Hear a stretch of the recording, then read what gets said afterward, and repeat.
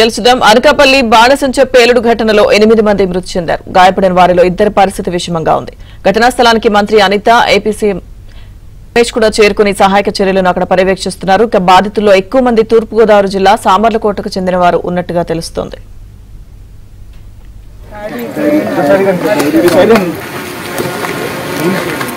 మీరు సీన్ లోకి వెళ్ళిపోతే కూడా ఏమి చేయలేదు. మీరు రండి ప్లీజ్.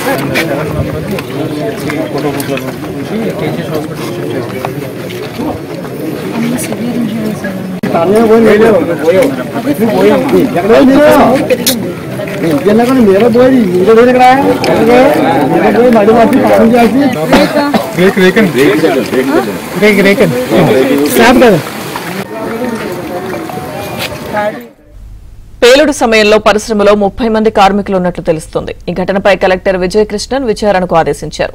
ఇక గాయపడిన 9 మందిని విశాఖ కేజీహెచ్ కు తరలించారు.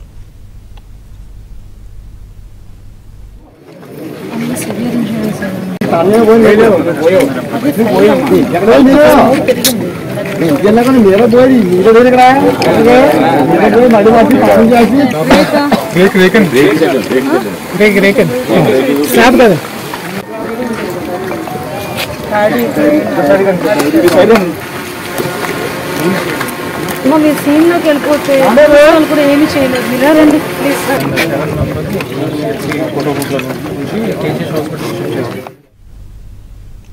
అనకాపల్లి జిల్లాలో పేలుడు ఘటనకు సంబంధించిన పూర్తి సమాచారం మా ప్రతినిధి నాయుడు అందిస్తారు. ఘటనాస్థలం నుంచి నాయుడు, ఏంటి అక్కడ పరిస్థితి, ఏం చెప్తున్నారు అధికారులు? ప్రస్తుతం మృతుల సంఖ్య 8కి చేరినట్లు మనకి తెలుస్తుంది అధికారికంగా. అయితే ఇందాకలా ఏవైతే 8 పేర్లు చెప్పామో అందులో కొన్ని పేర్లు కూడా ఆల్రెడీ మారినటువంటి పరిస్థితి కనిపిస్తుంది. ఆల్రెడీ ఘటనా స్థలాన్ని జిల్లా కలెక్టర్తో పాటుగా హోంమంత్రి అనిత కూడా ఘటనా స్థలాన్ని సందర్శించడం జరిగింది. అక్కడ ఘటన ఎలా జరిగింది ఏంటనే వివరాలను కూడా ఆల్రెడీ తెలుసుకున్నారు. సో ఇప్పుడు కొద్దిసేపటి క్రితమే మృతులకు ప్రభుత్వం అండగా ఉంటుంది, అన్ని విధాలు సహకారం చేస్తుందని చెప్పారు. చనిపోయిన వాళ్ళకి 15 లక్షల రూపాయల ఎక్స్ గ్రేషియో కూడా ప్రభుత్వం నుంచి హోంమంత్రి అనిత కొద్దిసేపటి క్రితమే ప్రకటించినటువంటి పరిస్థితి ఉంది. ఇప్పుడు తీవ్రంగా గాయపడినటువంటి 8 మంది చనిపోవడం జరిగింది. అలాగే తీవ్రంగా గాయపడినటువంటి 9 మందిలో ఇక్కడికి విశాఖ కేహెచ్కి డైరెక్ట్గా 9 మందిని తీసుకొస్తారన్నారు. ప్రస్తుతానికి అయితే 6గురిని తీసుకొస్తున్నట్టు తెలిసింది. ఇప్పుడు ఒక ఇద్దరిని ఆల్రెడీ తీసుకురావడం జరిగింది. సంతోష్తో పాటు మరొక వీళ్ళిద్దరూ కూడా కైలాసపట్నానికి చెందిన వాళ్ళు.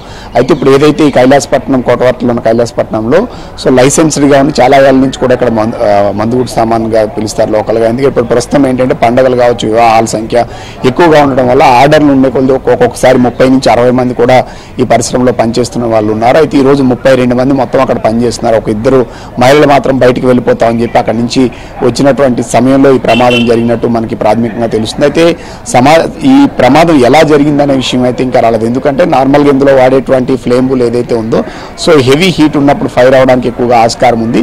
సో గొడవంతో పాటుగా ముందు షెడ్ల వైజ్గా వేసి ఆ వచ్చిన ఆర్డర్లను బట్టి వాటిని తయారు చేసి ఇతర ప్రాంతాలకి తరలిస్తుంటారు. అయితే ఇక్కడ పనిచేసే కార్మికులు అక్కడ స్థానికంగా ఉన్నటువంటి వాళ్ళతో పాటు ఇతర ప్రాంతాల నుంచి కూడా వచ్చి విశాఖపట్నం కావచ్చు, అటు కొంతమంది ఈస్ట్ గోదావరి నుంచి కూడా వచ్చి ఇక్కడ పనిచేస్తున్న వాళ్ళు ఉన్నారు.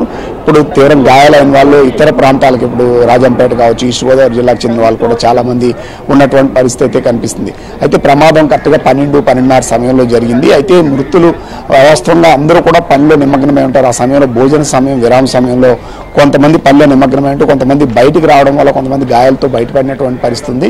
అయితే ఆ సమయంలో ఎవరైతే పనిచేస్తున్నారో వాళ్ళు సుమారుగా 8 మంది ఇప్పటివరకు చనిపోయారు. అందులో కొంతమందికి శరీర భాగాలు కూడా తునాతునకలైనటువంటి దీన్ని మనం అక్కడ విజువల్స్లో వీటిల్లో చూడొచ్చు.